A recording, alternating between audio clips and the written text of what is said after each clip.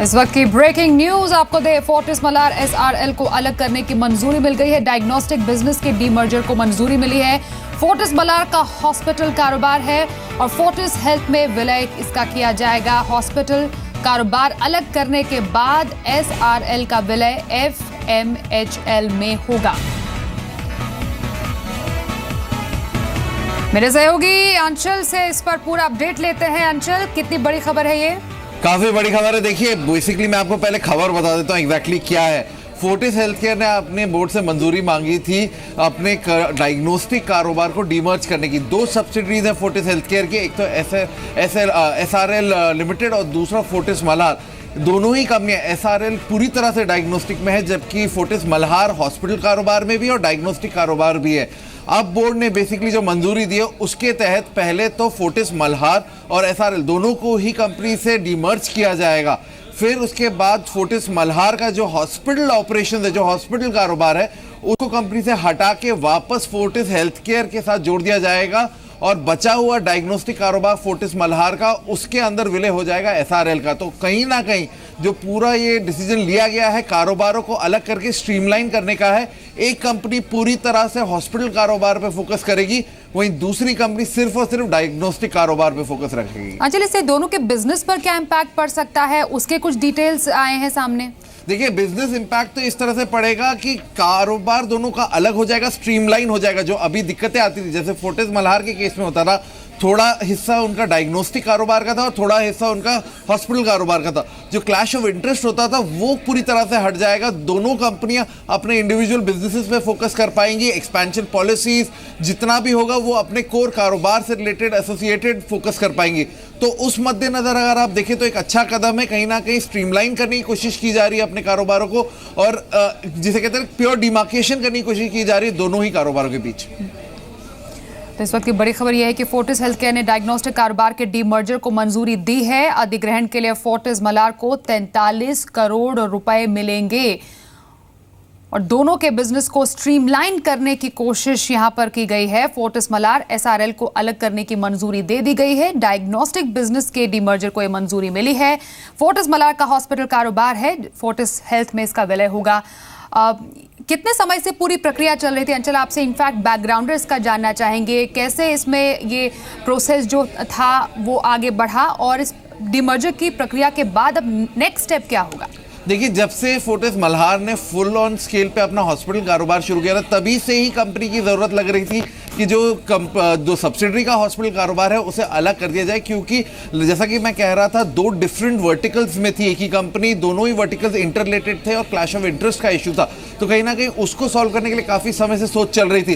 फिर हाल ही में फोर्टिस ने अब अपने बोर्ड के सामने प्रस्ताव रखा कि जितना भी डायग्नोस्टिक ऑपरेशन है उसे अलग करके एक अलग एंटिटी के तौर पर रखा जाए, ताकि जो हॉस्पिटल कारोबार है, जो कोर कारोबार है हॉस्पिटल का, उस पर डायरेक्टली फोकस फोर्टिस हेल्थकेयर का रहे।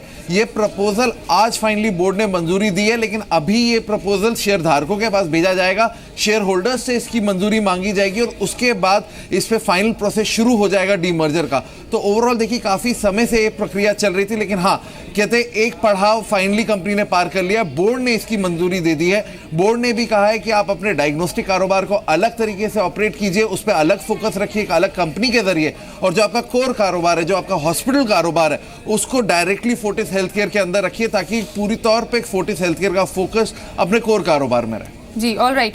साथ ही अंचल, 10.8:1 का स्वैप रेशो रखा गया है, उससे क्या कुछ इम्पैक्ट पड़ सकता है?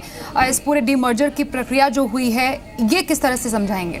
देखिए, स्वैप रेशो नॉर्मली दिया जाता है जब भी किसी विलय होता है या डीमर्ज होता है, जो शेयर होल्डर्स होते हैं, क्योंकि जब आप अपने कारोबार में से एक हिस्सा अलग कर रहे हैं तो उनको नुकसान ना हो। अब बेसिकली प्रक्रिया इस तरह से होगी, जब अलग हो जाएगा, डायग्नोस्टिक कारोबार अलग होगा, उसे लिस्ट कराया जाएगा, तो जो फोर्टिस हेल्थकेयर के कोर स्टेक होल्डर्स हैं, जो शेयर होल्डर्स हैं इस समय, उनको नुकसान ना हो, उनको उस अलग एंटिटी में भी हिस्सा मिले, उस अलग एंटिटी से भी फायदा मिले। तो जो स्वैप रेशो दिया जा रहा है सिर्फ इसलिए दिया जा रहा है ताकि शेयर धारकों को ये ना लगे कि उनके मुनाफे, जो उनका होल्डिंग है, उसको किसी तरह से नुकसान होगा।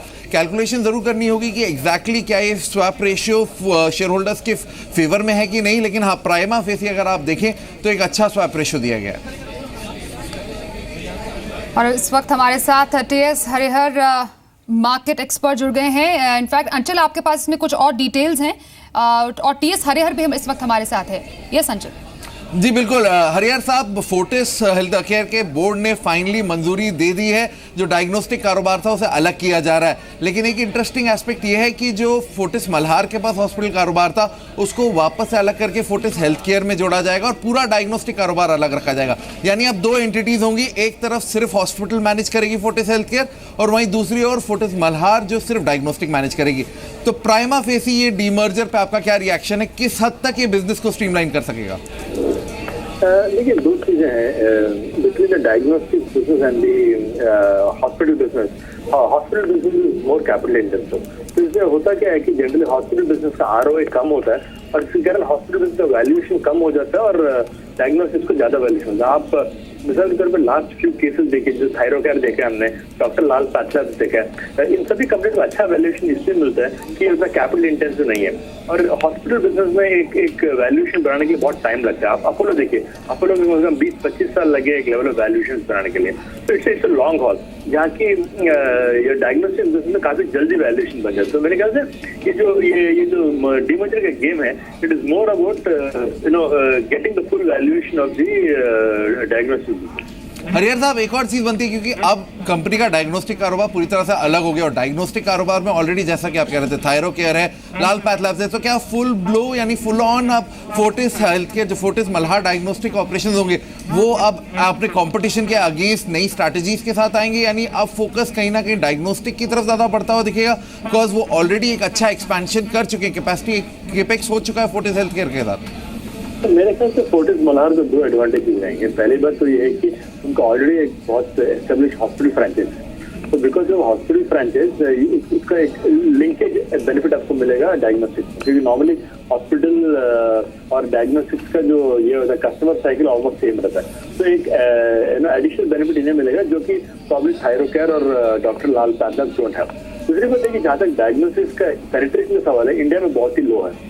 आप you take a large city like Bombay और Delhi, number of diagnostic centre extremely low, और आप यूएस यूके में कंपेयर कीजिए बहुत ज्यादा होते हैं। तो अपॉर्चुनिटी बहुत बड़ा है। तो आई डोंट थिंक एक थायरोकेयर या लाल पैथलैब से कोई खास कंपटीशन बढ़ेगा। मेरे ख्याल से मार्केट अभी बहुत ही बड़ा है। अच्छा, एक और चीज हरिहर साहब, देखिए अभी तक जो केपेक्स कर रही थी फोर्टिस हेल्थ केयर, अपने बेड्स को एक्सपैंड कर रही थी, नए हॉस्पिटल सेटअप कर रही थी, तो जो प्राइमा फेसी लोन लिया गया था वो अपने रियल इंफ्रास्ट्रक्चर को डेवलप करने के लिए लिया गया था। अब क्योंकि आपका डायग्नोस्टिक कारोबार अलग हो गया, तो डू यू सी का जो केपेक्स किया जाएगा अलग से, जो डायग्नोस्टिक सेगमेंट के लिए केपेक्स किया जाएगा, उसके लिए they may might approach market to raise any funds? मेरे ख्याल से that is the ultimate idea, क्योंकि आपको यदि एक वैल्यूएशन डिस्कवर करना है तो इवेंचुअली आपको लिस्टिंग करानी पड़ेगी। मेरे ख्याल that is the ultimate goal. तो जैसे मैंने कहा है ना, हॉस्पिटल बिजनेस और कैपिटल इंटेंसिव होता है और वहाँ पे फंड रिक्वायरमेंट ज्यादा है, आई थिंक एसेट क्रेज भी ज्यादा होता है, तो RO is generally lower. The whole idea is to have a separate entity because a higher ROE and therefore इसका वैल्यूएशन और बेहतर होता है। हरिहर साहब, एक और चीज देखिए, अब विलय हो रहा, ये डीमर्जर हो रहा है, अब शेयरधारकों से मंजूरी मांगी जाएगी। स्वैप रेशियो जो फोर्टिस मल्हार और एसआरएल के बीच में दिया गया है वो 10.8:1 का दिया गया है। अब जो फोर्टिस हेल्थ केयर के निवेशक हैं उनके लिए क्या, यानी फोर्टिस हेल्थ केयर हो गया, फोर्टिस मल्हार हो गए, इनके निवेशकों की अब क्या स्ट्रैटेजी, आपके लिए आप क्या राय देंगे उन्हें? मेरे ख्याल से जहाँ तक एग्जिस्टिंग शेयर होल्डर्स का सवाल है, swap ratio I think typically जो लास्ट अर्निंग्स के बेस फॉर्मूला के बेस पे किया है, तो उससे तो आई डोंट थिंक कोई खास इश्यू लग रहा है। जहाँ तक शेयर होल्डर्स का सवाल है, आई थिंक डायग्नोस्टिक यदि सेपरेट हुआ तो डेफिनेटली इन्हें over the medium to long term better valuation मिल जाएगा। जी जी जी जी, बहुत शुक्रिया अंचल और टीएस हरिहर हमारे साथ इस बड़ी खबर पर जुड़ने के लिए। फोर्टिस मल्हार एसआरएल को अलग करने की मंजूरी दे दी गई है और इसके क्या तमाम एस्पेक्ट्स हो सकते हैं, इस पर हमने चर्चा की।